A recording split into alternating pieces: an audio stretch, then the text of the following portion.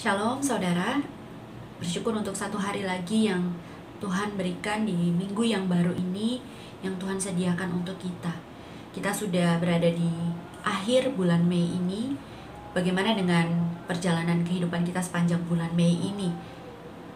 Adakah hal-hal menarik yang terjadi dalam hidup saudara sepanjang bulan ini, atau mungkin pengalaman dalam usaha, pekerjaan yang kadang-kadang naik, kadang-kadang turun di tengah pandemi ini, atau bahkan mungkin perasaan-perasaan yang sering kita alami, kita rasakan sepanjang bulan ini, entah itu dipenuhi senang atau sedih mungkin.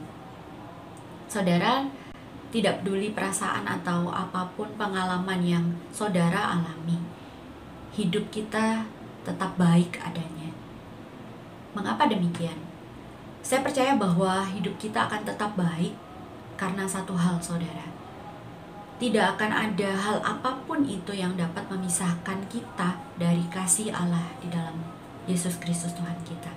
Hari ini pembacaan Alkitab kita terdapat dalam Ayub pasal 16 sampai Ayub pasal 14 sampai pasal 16.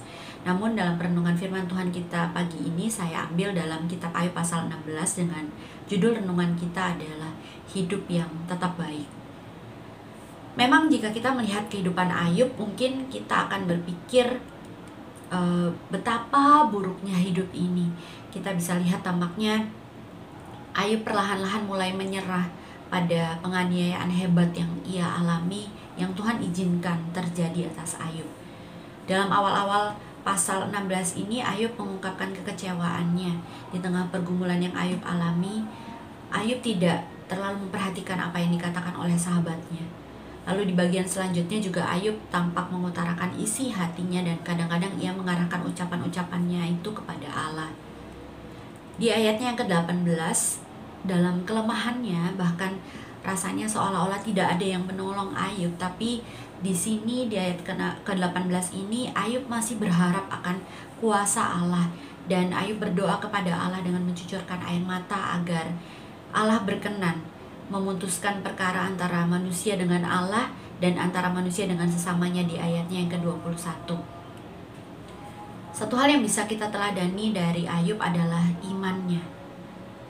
Sekalipun Ayub dalam keadaan terpuruk, istilahnya sudah jatuh, tertimpa tangga, tertimpa lemari, tertimpa meja, atau bahkan mungkin tertimpa atap sekalipun, Ayub tidak melepaskan imannya.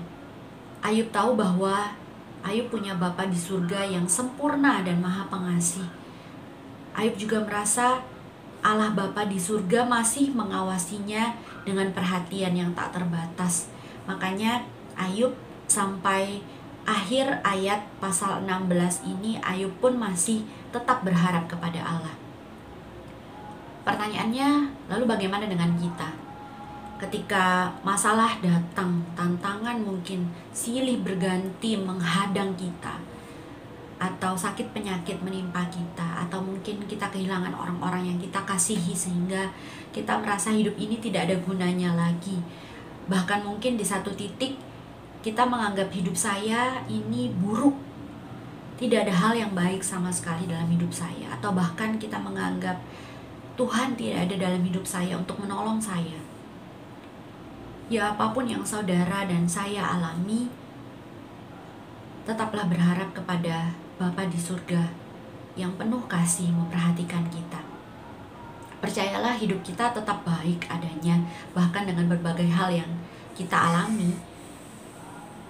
Kita memiliki hidup yang dipenuhi dengan anugerah karena kita memiliki Yesus yang telah menyelamatkan hidup kita.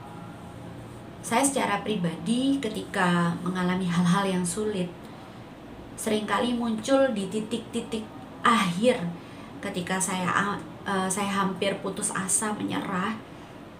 Saya teringat, saya terhibur bahwa Yesus memegang kendali penuh kok atas hidup saya.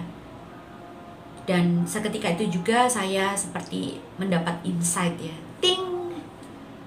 Segala hal yang saya alami atas kehendak Allah untuk kebaikan saya. Mungkin memang belajar untuk mengimani bahwa hidup kita baik adanya butuh usaha yang ekstra mungkin. Tapi satu hal yang pasti, mau sedih atau susah, Tuhan Yesus tetap baik. God bless you.